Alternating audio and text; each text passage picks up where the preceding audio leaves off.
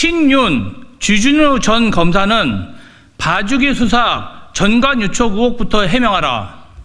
윤석열 대통령의 검찰 출신 최측근인 주진우 전 대통령실 법률비서관이 29일 부산 해운대 갑 출마를 선언했습니다. 주 전 비서관은 공공의 이익만 보고 일하겠다는 포부를 밝혔으나 국민을 기만할 생각이 아니라면 본인을 둘러싼 각종 의혹부터 철저히 해명해야 합니다. 주진우 전 비서관은 출마 선언문에서 저는 부산저축은행 사건 피해자들과 아픔을 같이 하며 수사한 젊은 검사였습니다. 공익을 지킨다는 보람 하나로 일만 했다고 했습니다. 하지만 아픔을 같이 했다는 그 주장과 달리 부산저축은행 수사는 봐주기 논란에 휩싸여 있습니다. 2011년 대검 중수부는 부산저축은행 불법 대출 의혹을 수사했지만 대출 불었고 조우영을 입건조차 하지 않았습니다. 당시 부산저축은행 사건의 주인 검사는 윤석열 대검 중수 2과장이었고 언론 보도에 따르면 조우영의 변호인은 박영수 전 특검이었습니다. 이에 예금보호공사는 수사가 마무리된 지 3개월 만인 2012년 2월에 대검 중수부가 기소하지 않은 남욱과 조우영을 처벌해달라고 검찰에 고발합니다. 하지만 사건을 배당받은 서울중앙지검 역시 김양 부산저축은행 부회장만 기소했을 뿐 조우영, 남욱 등 대장동 일당들은 모두 불기소했습니다. 조우영의 범죄 행각은 2014년 경기지방경찰청 수사로 명백히 드러납니다.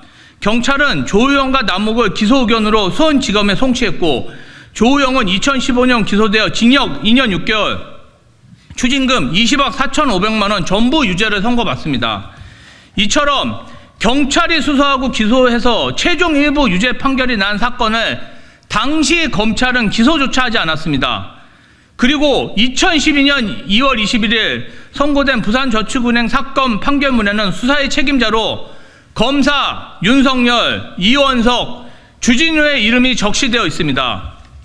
대장동 일당들이 저축은행 대출금을 종잣돈처럼 뺏쓰는 동안 다른 한편에선 평생 모은 돈을 다 잃고 길거리에 나앉거나 심지어 스스로 목숨을 버린 3만 8천 명의 저축은행 피해자들이 있었습니다. 주진우 전 비서관이 정말 피해자들의 아픔에 공감한다면 범죄자들에 대한 봐주기 수사로 피해자들의 상처를 헤집었다는 비판에 대해 해명부터 해야 하지 않겠습니까? 주진우 후보가 국민 앞에 해명해야 하는 사항이 또 있습니다. 검찰 정관과 유착하여 금융범죄에 대한 수사를 무마시켰다는 의혹입니다. 2019년 9월 뉴스타파는 검찰이 주식시장에서 박재벌로 불리던 전직검사 박수종의 금융범죄를 봐준 정황이 있다고 보도했습니다. 보도에 따르면 주진우 전 비서관은 청와대 민정수석실 행정관으로 재직하던 때 박수종과 78번이나 연락을 주고받았고 심지어 사건이 검찰에 배당되는 날에는 5차례, 고발인 조사와 피의자 조사가 있던 날도 각각 2차례씩 통화했습니다. 검찰을 총괄하는 민정수석실에 근무하면서 검찰 수사를 받던 피의자와 수십 차례 연락을 주고받은 것입니다. 박수종은 주진우 전 비서관뿐 아니라 22명의 검사와 수십 차례에서 수백 차례 걸쳐 연락을 주고받았고 이후 그 금융범죄 혐의는 유야무야됐습니다.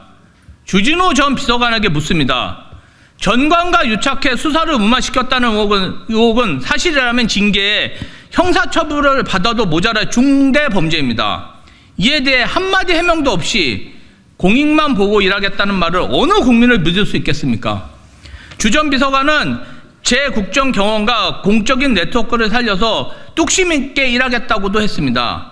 주 전 비서관이 동원하겠다는 공적 네트워크가 혹시 정부 요직 곳곳을 장악한 검사 식구들과 법조 카르텔입니까?